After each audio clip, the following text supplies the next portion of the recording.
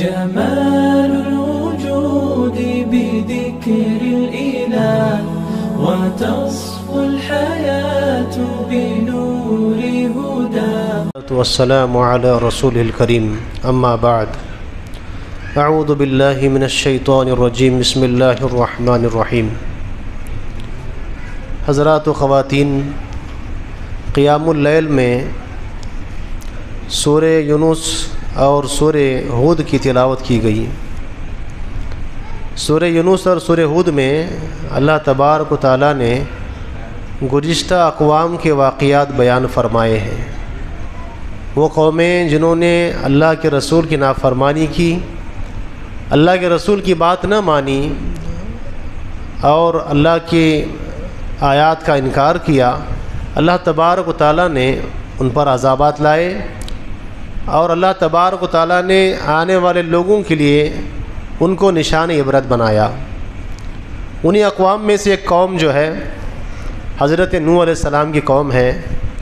بارہا ہم سنتے ہیں کہ نوح علیہ السلام کو اللہ تبارک و تعالیٰ نے 950 سال کی عمر عطا فرمائی تھی، یعنی کافی بڑی عمر انہوں نے دعوت و تبلیغ کا کام کیا، لوگوں کو توحید کی طرف بلایا، ایمان کی دعوت دی، ایک اللہ کو ماننے کی دعوت دی، لیکن 950 سال تک مسلسل لوگوں کو اللہ کی طرف بلانے کے باوجود بھی صرف 80 یا 85 لوگ ایمان لے آئے۔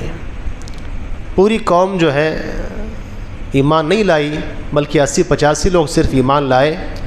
آخر میں نوح علیہ السلام نے اللہ سے دعا کی کہ اللہ یہ بڑی ضدی اور ہٹ درم قوم ہے، لہٰذا اب تو ان پر عذاب لے آ، ان کی اولاد میں سے بھی اب جو ہے کوئی ایمان نہیں لائے گا، اے اللہ تو اب ان پر عذاب لے آ، یہ بڑی سرکش قوم ہے۔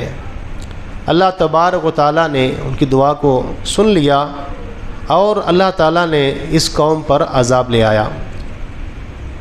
سورہ ہود میں آیت نمبر 36 سے جو ہے یہ واقعہ شروع ہوتا ہے حضرت نوح علیہ السلام کا۔ اللہ تعالیٰ فرماتا ہے وَأُوحِيَ إِلَىٰ نُوحٍ أَنَّهُ لَن يُؤْمِنَ مِن قَوْمِكَ إِلَّا مَنْ قَدْ آمَنَ فَلَا تَبْتَئِسْ بِمَا كَانُوا يَفْعَلُونَ۔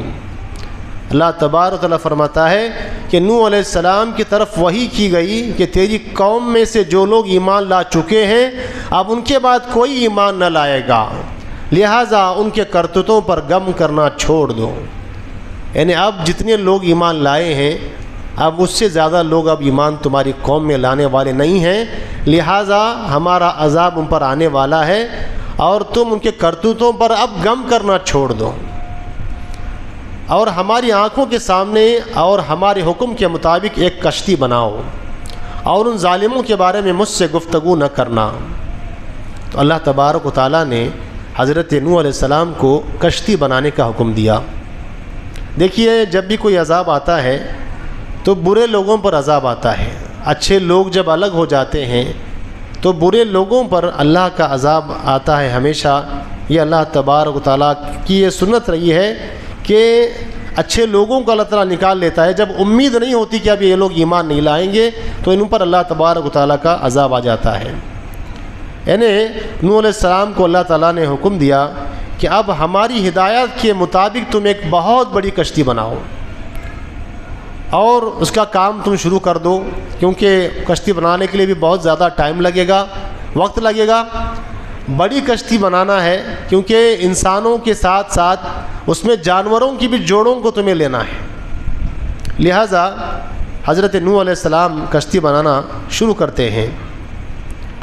کشتی بنانا جب شروع کرتے ہیں تو ان کی قوم جو کہ بڑی سرکش قوم تھی اور نافرمان قوم تھی، اور اس قوم کے اوپر قحط سالیوں کا دور چل رہا تھا، بارشیں نہیں تھیں وہاں پر، بارشوں کو لوگ پانی کے لیے ترس گئے تھے، وہ لوگ ایسی حالت ان کی تھی، اور اس حالت میں حضرت نوح علیہ السلام کشتی بنا رہے ہیں تو ظاہر بات ہے مذاق اڑانے کا ان کے لیے ایک ذریعہ مل گیا۔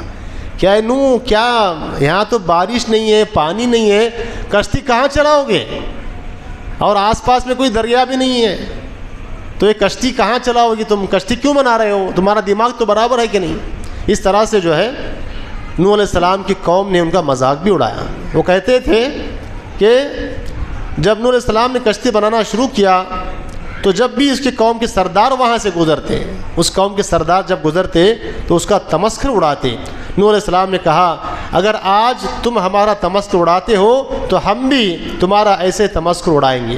ایک وقت آئے گا تمہیں معلوم ہوگا کہ میں کشتی کیوں بنا رہا ہوں، یہ اللہ کے حکم سے بنا رہا ہوں، یہ میرے مرضی سے نہیں بنا رہا، میں اللہ نے مجھے حکم دیا ہے کشتی بنانے کا، لہٰذا میں یہ کشتی بنا رہا ہوں۔ تورات کی تصریح میں، یعنی تورات کے اندر اس کشتی کی چوڑائی، اس کی لمبائی کتنی بڑی یہ کشتی تھی بتایا گیا ہے کہ کشتی کی لمبائی 300 ہاتھ تھی، یعنی لمبائی جو ہے اس کی 300 ہاتھ، چوڑائی 50 ہاتھ اور اونچائی 30 ہاتھ تھی۔ اونچائی جو تھی وہ 30 ہاتھ تھی اور اس کے 3 درجے یا منزلیں تھیں، یعنی 3 منزلہ یہ کشتی بنائی گئی تھی اور اس کے اندر کھڑکیاں بھی تھے، دروازے بھی تھے، باقاعدہ روشنی آنے کے لیے روشن دان بھی تھے، اور 3 حصوں میں جو ہے الگ الگ، یعنی انسانوں کے لیے الگ، جانوروں کے الگ، اس طرح سے جو ہے انہوں نے اس میں ڈیوائڈ کیا ہوا تھا۔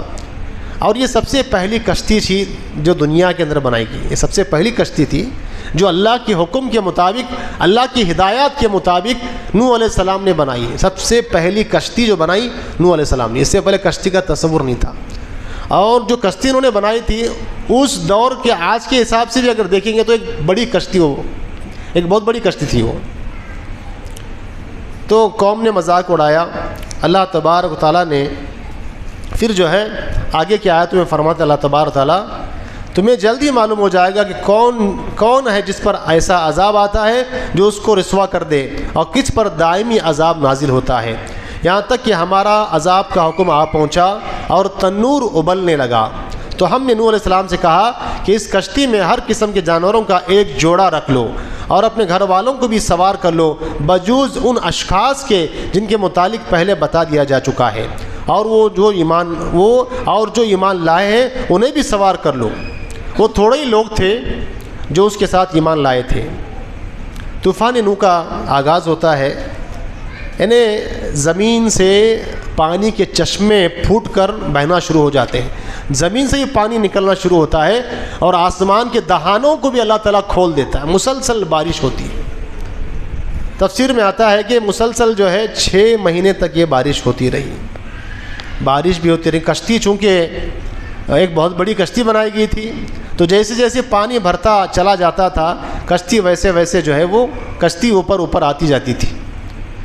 تو مسلسل جب پوری طرح سے جب پانی یعنی اتنا اونچائیوں پر آ گیا پانی کہ بڑے بڑے پہاڑ بھی اس کے اندر، بڑے بڑے ٹیلے پہاڑ بھی اس پانی کے اندر ڈوب گئے۔ بہت بڑا یہ طوفان تھا، کیونکہ عذاب تھا اصل میں۔ یہ جو نارملی جو آتے ہیں یہ تو طوفان وغیرہ جو ہم دیکھتے ہیں یہ بھی اللہ کی طرف سے عذاب کی شکلیں ہوتی ہیں، بہرحال یہ بہت بڑا عذاب تھا۔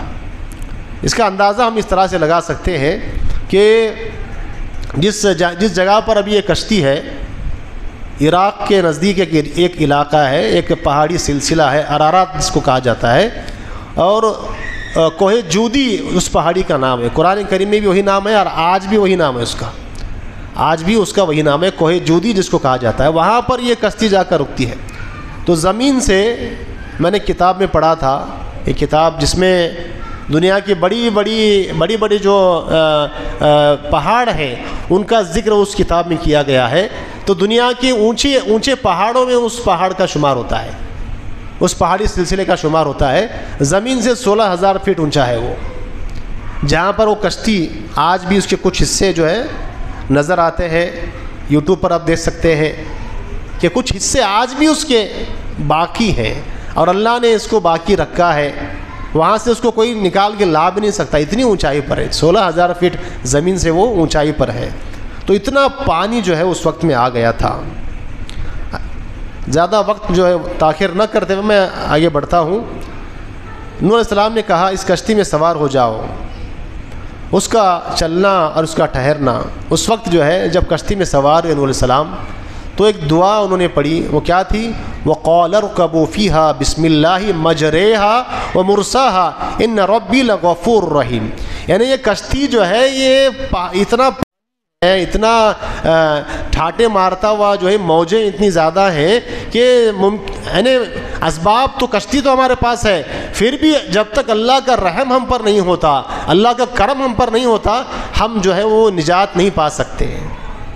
اسباب تو ہیں ہمارے پاس، اسباب ہونے کے باوجود بھی انسان کو چاہیے کہ وہ اللہ سے دعا کرے، اے اللہ تو ہم پر رحم فرما، تو ہم پر جو ہے کرم فرما، اللہ سے دعا کرنا چاہیے اسباب ہونے کے باوجود بھی۔ تو انہوں نے السلام دعا کرتے ہیں وقال ارکبوا فیہا بسم اللہ مجریہا ومرساہا ان ربی لغفور رحیم۔ اور جب بھی ہم کشتی میں سوار ہوتے ہیں تو یہ دعا ہمیں بھی پڑھنی چاہیے۔ کبھی ایسا موقع آیا کسی پانی کے علاقے میں آپ چلے گئے، سمندر یا ندی وغیرہ، کشتی سے آپ کو کہیں جانا ہو تو یہ دعا ہمیں اس کشتی میں جو ہے یہ پڑھ کر کشتی میں بیٹھنا چاہیے، بسم اللہ مجریہا و مرساہا ان ربی لغفور رحیم۔ یعنی اس کشتی کا چلنا اور ٹھہرنا یہ اللہ ہی کے نام سے ہے، میرا پروردگار یقیناً بخشنے والا اور رحم کرنے والا ہے۔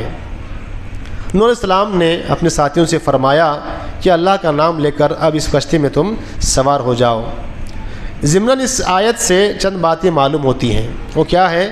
ایک یہ مومن کو صرف اسباب پہ بھروسہ نہیں کرنا چاہیے بلکہ اللہ کے فضل و کرم کی دعا بھی کرتے رہنا چاہیے، کیونکہ اسباب دینے والا بھی وہی ہے، اسباب کی ڈور بھی اسی کے ہاتھ میں ہے، لہٰذا اللہ سے دعا بھی ہمیں کرنی چاہیے۔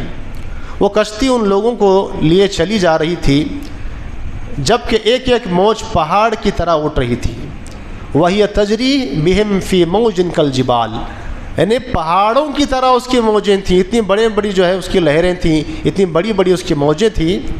اس حال میں نوح علیہ السلام نے اپنے بیٹے کو پکارا، نوح علیہ السلام کے بیٹے کو انہوں نے پکارا، دیکھا کہ وہ ایک پہاڑ کے پاس کھڑا ہے، اور چونکہ وہ ایمان نہیں لایا تھا لیکن باپ کا دل ہوتا ہے، بیٹے کو ڈوبتا ہوا دیکھ کر، بیٹے کو ہلاک اور برباد ہوتا دیکھ کر کون باپ جو ہے وہ خاموش رہ سکتا ہے؟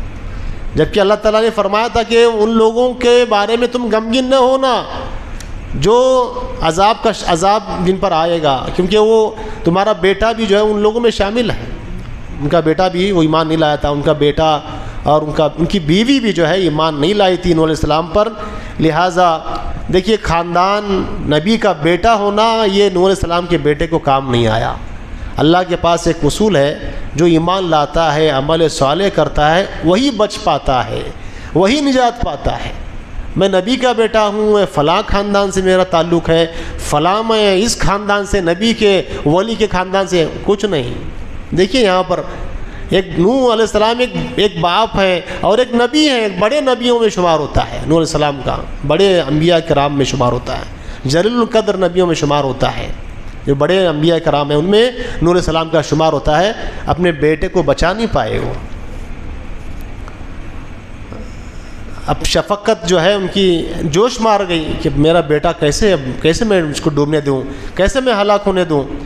انہوں نے کہا وَكَانَ فِي مَعَذِرٍ يَا بُنَيَّ ارْكَب مَعَنَا وَلَا تَكُن مَعَ الْكَافِرِينَ، اے میرے بیٹے سوار ہو جا اور کافروں کے ساتھ تو مت ہو جا، لہٰذا کوئی آج تجھے بچا نہیں سکتا۔ اس نے کہا قَالَ سَآوِي إِلَىٰ جَبَلٍ يَعْصِمُنِي مِنَ الْمَاءِ قَالَ لَا عَاصِمَ الْيَوْمَ مِنْ أَمْرِ اللَّهِ إِلَّا مَنْ رَحِمَ وَحَالَ بَيْنَهُمَا الْمَوْجُ فَكَانَ مِنَ الْمُغْرَقِينَ۔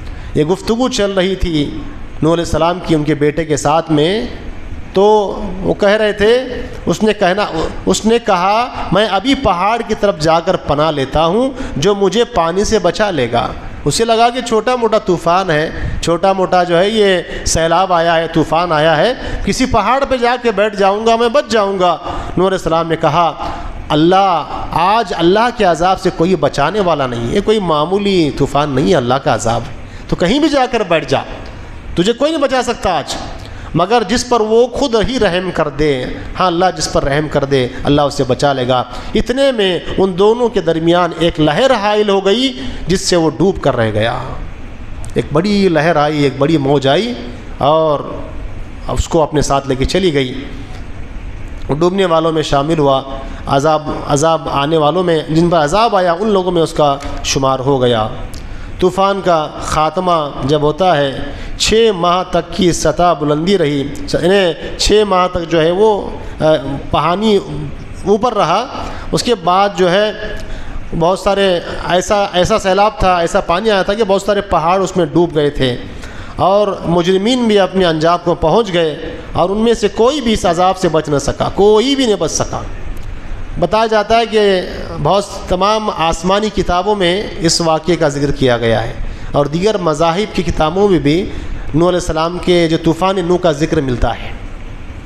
یہ پورے دنیا میں آیا تھا یا اسی علاقے پر آیا تھا؟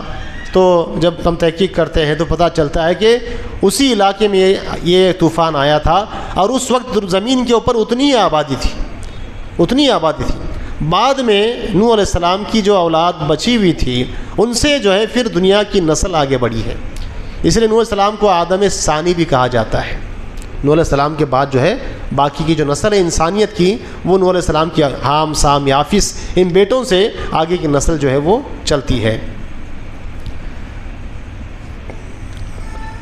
تو یہ چند باتیں تھیں آپ کے سامنے عرض کرنی تھی۔ تو بہت بڑی عبرت ہمارے لیے ہے اس واقعے کے اندر، بہت بڑی جو ہے نصیحت ہمارے لیے اس واقعے میں ہے کہ انسان کو چاہیے کہ اللہ کا عذاب آنے سے پہلے، اللہ کا عذاب کا کوڑا اس پر برسے، اس سے پہلے وہ اپنے معاملے کی اصلاح کر لے۔ نوح نے اس واقعے کے اندر سورہ ہود سے پہلے سورہ یونس میں اللہ تعالیٰ نے فرعون کا تذکرہ فرمایا کہ فرعون اس وقت ایمان لانے کے لیے تیار ہو گیا جب عذاب اس پر آ گیا تھا، یعنی اس کے موت کا وقت ختم، اس کی موت کا وقت آ گیا، تقدیر جو ہے اس پر نافذ ہو گئی، اس وقت وہ کہنے لگا کہ میں ایمان لاؤں گا، لیکن اس وقت اس کا ایمان لانا کچھ کام نہیں آیا۔ لہٰذا انسان کی موت تک اللہ نے انسان کو وقت دیا ہے۔ جب انسان موت کے فرشتے دیکھ لیتا ہے تو پھر اس کو وقت نہیں ملتا، اس کو مہلت نہیں ملتی ہے۔ لہٰذا جب تک اللہ نے دنیا میں ہمیں صحیح سلامت رکھا ہے، ہم چل رہے ہیں، پھر رہے ہیں، ہم اپنے کاموں کو اپنے خود سے کر رہے ہیں، اللہ نے ہمیں سمجھ دیا ہے، اللہ نے ہمیں عقل دی ہے، اللہ نے ہمیں سمجھ دی ہے، اللہ نے ہمیں صلاحیت دی ہے، ہمیں چاہیے کہ ہم اپنے آپ کو اللہ اور اس کے رسول کے سپرد کر دیں اور نافرمانیوں سے بچیں، اللہ کو ناراض کرنے والوں کاموں سے بچیں، اور اللہ اور اس کے رسول کی فرما برداری کریں، اور گزشتہ اقوام سے عبرت لینے کی ہم کوشش کریں۔ اللہ تعالی ہم تمام کو کہنے سننے سے زیادہ عمل کی توفیق عطا فرمائے۔ وآخر دعوانا ان الحمد للہ رب العالمین۔